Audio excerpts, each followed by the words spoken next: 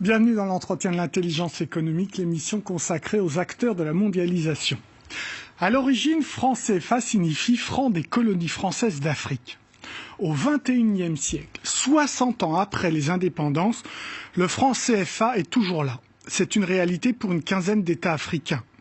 Ses critiques les plus virulents le qualifient même d'outil néocolonialiste. C'est ce que pense aussi notre invité, Kako Nubuko, directeur de la francophonie économique et numérique à l'Organisation internationale de la francophonie, ancien ministre du Togo et co-auteur d'un livre récent dont le titre est sans ambiguïté, Sortir l'Afrique de la servitude monétaire, publié récemment à La Dispute.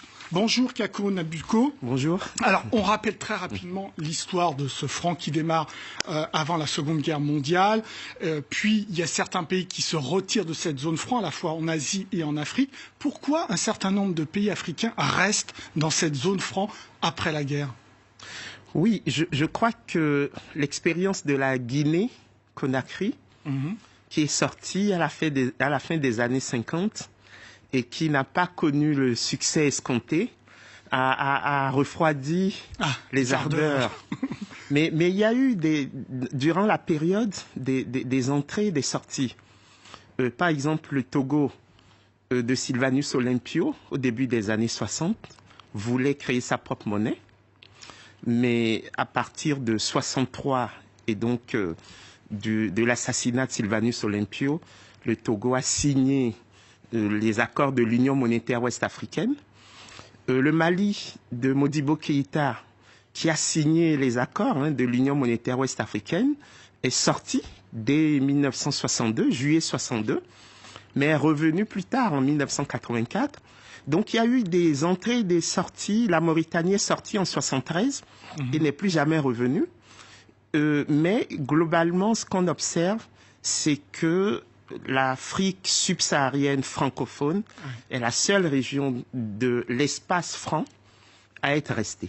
Alors, c'est un outil du néocolonialisme, d'après vous? Pour moi, c'est un outil de la servitude volontaire. C'est le titre de... Oui, parce que, comme vous l'avez dit, le Cambodge, le Laos et le Vietnam sont sortis en 1955. L'Algérie, le Maroc et la Tunisie. Et ont gardé de très bonnes relations commerciales avec la France. D'ailleurs, à l'heure où je vous parle, les 3 premiers partenaires commerciaux de la France en Afrique sont le Nigeria, l'Angola et l'Afrique du Sud. Aucun de ces pays n'utilise le franc CFA. Donc, c'est vraiment de servitude volontaire dont on parle. Alors, c'est quoi la parité? C'est une parité fixe par rapport à l'euro? Exactement. C'est quoi cette parité? 1 euro, c'est 655 francs CFA. D'accord. Alors, aujourd'hui, et puis c'est fixe, c'est pas flottant, donc c'est assez clair. Aujourd'hui, c'est quoi le principal problème pour l'Afrique, enfin pour cette partie, de rester dans la zone franc? À mon avis, oui, il y a 4 principaux problèmes. Le premier, c'est que les échanges entre les économies de la zone franc sont très faibles. Oui, même pas 15%. Voilà, 15%. C'est très faible. L'Union européenne, c'est 60%. Donc ça marche pas. Voilà. D'accord. Et deuxième problème, c'est la compétitivité. Pour des économies aussi faibles que les nôtres, avoir une monnaie arrimée à l'euro, qui est une des monnaies les plus fortes au monde, ça agit comme une taxe sur les exportations et une subvention sur les importations. Ouais, donc on ne peut pas s'en sortir quand on est économie faible avec un poids comme ça qu'est l'euro. C'est très simple. En dehors de la Côte d'Ivoire, qui a la manne du cacao, toutes les balances commerciales des économies de la zone franc sont déficitaires. Même quand on a la manne du coton, par exemple? Non, ça suffit pas. Non. Ça veut dire qu'on ne mérite pas, entre guillemets, un tel taux de change à l'heure actuelle. Oui. Troisième problème, c'est le sous-financement des économies de la zone franc. Vous savez, vous avez un tel bouillonnement d'imagination, d'activité qui mériterait d'être financé, mais on a un rationnement du crédit. Donc c'est clair, les banques africaines en zone franc ne prêtent ni aux ménages ni aux entreprises. Elles prêtent très peu et quand elles prêtent, les taux d'intérêt sont très élevés, au-delà de 10% en général. En France, on emprunte à 1% à l'heure actuelle. Et puis dans la zone euro, les taux de prêt sont élevés. Bien sûr, bien sûr. Et quatrième difficulté, c'est qu'il n'y a pas de préoccupation de croissance économique. La seule préoccupation, c'est la lutte contre l'inflation. Et ce qui fait que notre zone est une zone de faible inflation. Vous voulez dire clairement que les économistes, les ministres de l'économie, les chefs d'État africains de la zone franc ne pensent pas à la croissance économique alors que le monde entier ne parle que de ça? Ah oui, on est resté vraiment dans le dogme des années 80. Cette idée que la politique monétaire ne doit avoir comme seul objectif que la stabilité des prix. C'est-à-dire 2% d'inflation. Exactement. Ce qu'on a du mal, même nous, en ce moment, à atteindre. Donc tout ça est lié au franc CFA. Oui, c'est lié à cet arrangement institutionnel qui lie les pays africains de la zone franc à la France via le Trésor français et qui repose sur 4 principes rapides. C'est cette parité fixe, également la libre convertibilité, et cette garantie de la convertibilité. Quand vous avez du CFA, en fait, vous avez de l'euro. Troisième principe, la liberté de circulation des capitaux. Quand vous avez du CFA, vous pouvez transformer en euros et placer hors de la zone franc. Et puis, quatrième principe, qui, à mon avis, est un bon principe, c'est la centralisation des réserves de change.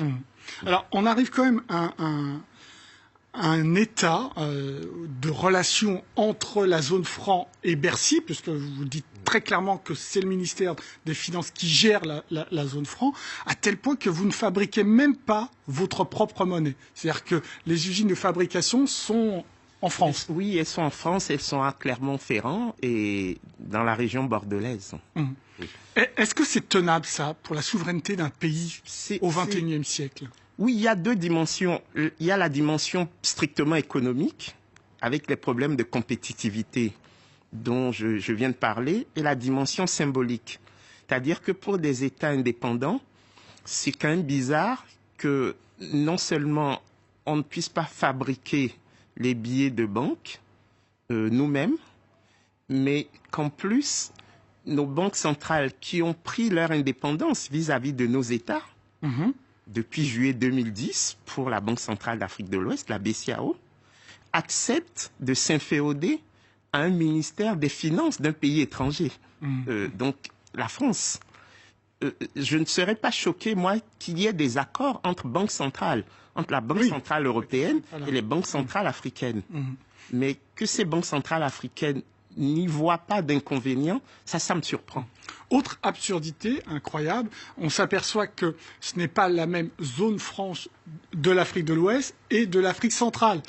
C'est ça, c'est-à-dire que quand moi je quitte Lomé pour aller à Yaoundé, je dois transformer mes CFA d'Afrique de l'Ouest en euros et arriver à Yaoundé, transformer mes euros en francs CFA d'Afrique centrale. C'est pas possible de faire du commerce interne quand il y a ces barrières. Non, c'est une absurdité. Les gouverneurs des banques centrales nous promettent depuis des années d'y remédier, mais force est de constater que rien n'est fait à l'heure actuelle. Kakono Budko, c'est quoi la solution? Alors, vous prenez le fait d'une référence sur un panier de monnaie, mais est-ce que ça change vraiment avec l'euro, le dollar, même le yuan? Donc ça peut être une étape. Mais ce n'est pas l'objectif final. Oui, l'idée d'avoir une monnaie plus flexible pourrait permettre d'avoir des marges de manœuvre. Parce que ce dont nous parlons, en fait, c'est comment disposer de marges de manœuvre pour les économies africaines. Pour faire face à la démographie, il faut quand même avoir en tête le fait que notre population double tous les 25 ans et qu'elle est très jeune. Et donc, elle a besoin d'activité, elle a besoin de crédit, elle a besoin d'emploi. Pour moi, c'est ça l'objectif. Et donc, l'idée ensuite, c'est de mettre en marche des politiques monétaires qui puissent permettre cette croissance. Donc, une monnaie plus flexible permettrait de ne pas avoir la contrainte de devise qui est obligatoire pour garantir une parité fixe. C'est clair que quand il y a une monnaie faible, on peut plus s'exporter, donc il y a en effet plus de business. Mais ça, c'est une étape. C'est quoi l'objectif final, Kakono Budko? L'objectif final, il est très simple. C'est que l'émergence de l'Afrique devrait passer par la reconquête des instruments de sa souveraineté économique, la monnaie et le budget. Vous voyez, nos budgets sont corsetés dans les critères de convergence imposés par le FMI et la Banque mondiale. Et la monnaie est finalement corsetée dans cette parité rigide avec l'euro. Ça veut dire que nos économies sont financées grâce aux flux d'aide publique au développement, qui sont volatiles, dont nous ne maîtrisons absolument pas les modalités de versement. Et donc, vous voyez, c'est quelque chose qui va au-delà de l'économique, c'est la capacité des pouvoirs publics africains à maîtriser la destinée du développement des sociétés. Alors, ce qui est intéressant dans ce livre, justement, c'est que vous faites intervenir des scientifiques qui viennent de l'anthropologie, de la politique, du social, etc. Ça veut dire qu'il faut reconstruire une monnaie qui soit africaine, pour le coup.